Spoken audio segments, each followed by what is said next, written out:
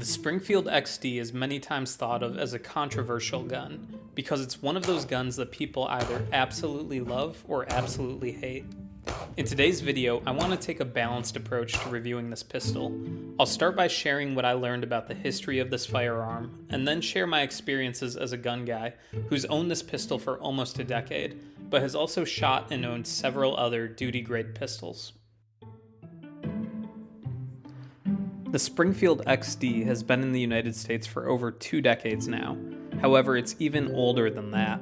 Crazy enough, the pistol is now 3 decades old. In 1991, production began in Croatia under the name HS2000, produced by manufacturer IM Metal, now known as HS Product. It's produced in the historic city Karlovac, Croatia, a city that's been standing since 1579. In 2002, Springfield acquired the rights to the design and started importing the weapons under the name that we know it here in the United States today, the Springfield XD. Coming onto the US market has caused production to explode. As of 2007 and still today, HS Product is the leading employer in the city of Karlovac. They produce 30,000 pistols per month and have since grown from 80 to 2,000 employees. 90% of those pistols are exported here under the Springfield line in the United States. Good job, USA. The Springfield XD is certainly a quality pistol. It is one of the first pistols I've ever purchased, coming in at spot number 3. I've owned it for about as long as I've been married. I have no idea how many rounds I've put through it at this point, but I know it's seen a lot of use. This isn't my favorite pistol. It's not the best. It is the oldest pistol I own in terms of years that I've owned it, meaning that I like it enough that I haven't sold it to put capital towards something newer or more interesting. Let's start with a few of the good things about this pistol. The Springfield XD isn't the cheapest pistol on the market. Arguably, I would say there are other pistols that are a better value in terms of money nowadays. For example, there's a very strong case to be made towards Canic pistols. Every year a new brand comes out that challenges the status quo. What a time we live in. However, the Springfield XD models are extremely competitively priced. The basic XD Essentials model typically sells for around $399, which is almost $150 less than the comparative Glock 19s or 23s, and cheaper than the Smith & Wesson M&P or 40. The XD sometimes goes on sale for even cheaper than this, so I really can't complain about the price. For a long time, it was the low-cost leader amongst quality duty pistols. It only loses a star because of brands like CZ, Canic, and Arex coming on scene in recent years, offering crazy quality for lower prices.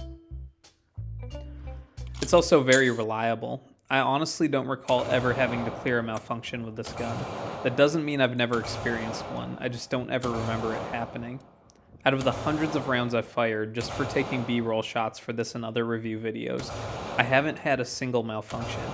Even from the factory, this thing has never jammed. It's probably the primary reason why I didn't sell it early on. It's also accurate. The XD is really accurate for a duty pistol. It can hit man-sized silhouettes at 50 yards. I can get A or B zone groups consistently at 25 yards shooting fast. Something about it I can't seem to group as tightly as I can with my Glock pistols. I think it's most likely the long reset and pull of the trigger, even though I've owned the XD for longer. This could still be me as a shooter though, so I don't want to knock it too much. I wouldn't shoot pistol matches with it, but it gets the job done adequately for home defense or concealed carry. The XD has ergonomics similar to that of a 1911.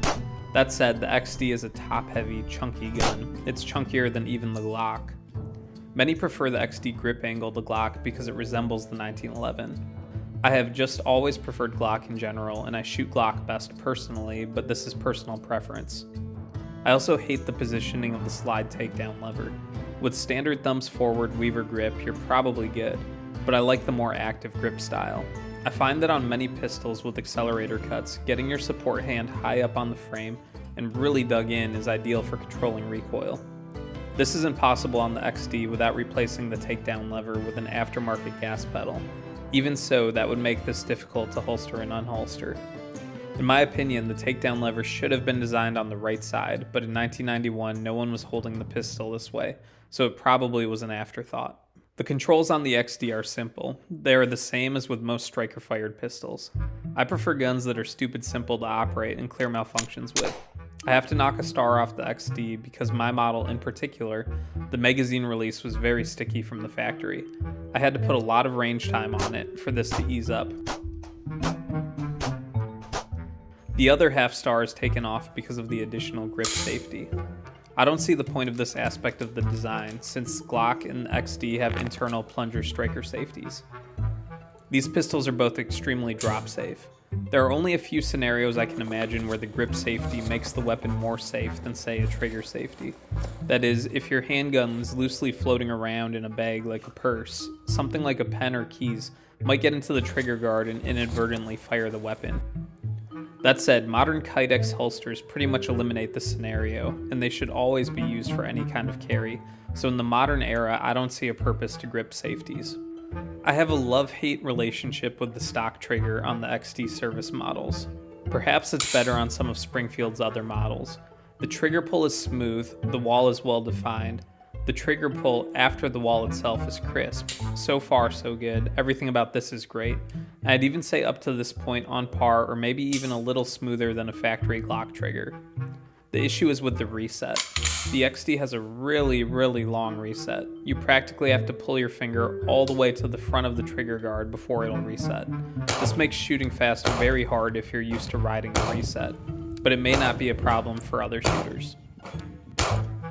The XD service pistol is smaller than a full-size pistol, so it is definitely concealable. It feels bulkier and heavier than a Glock 19, so I wouldn't say that it's as concealable as the Glock 19. I know in the early days this was a more popular option. For OWB carry, it's great. If I do conceal carry it, I will oftentimes carry it under a jacket in the fall. However, in the modern era of Micro 9s and subcompacts, the XD models aren't really in the conversation for concealed carry. This is still my go-to pistol while outdoors hiking or fishing on colder days in the Florida fall and winter. The 40 Smith & Wesson still has a little more oomph than the 9mm with certain hardcast loads. It is adequate for wildlife defense for what we have in Florida. It isn't as good as, say, the heavier hitting 10mm from what I understand.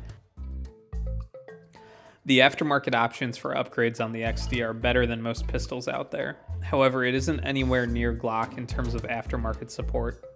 Holster availability options are quite good. There are a ton of options out there from pretty much every major manufacturer.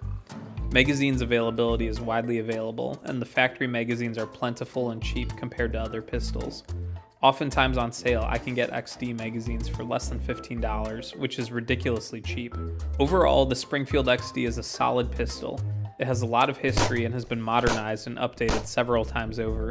Now a 30-year-old design, this pistol is still kicking and is still a contender for home defense and duty contexts. Overall, the base model wouldn't be my first choice in really any category, other than its reliability keeps up with the best pistols available today.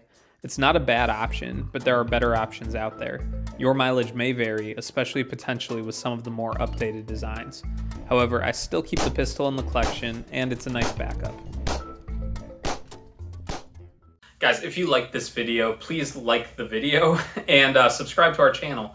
Those things help us incredibly. You don't know how much you guys mean the world to us, and each like, each comment, each subscription really makes our day. So I would highly appreciate if you consider doing that.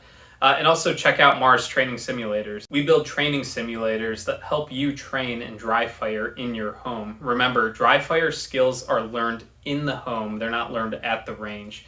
You are testing your skills when you go to the range. You are learning the skills when you're at home. That's our philosophy here at Mars Training and here at Crackshot. Thank you guys so much for watching this video. We'll see you soon. Always remember, train often and be safe.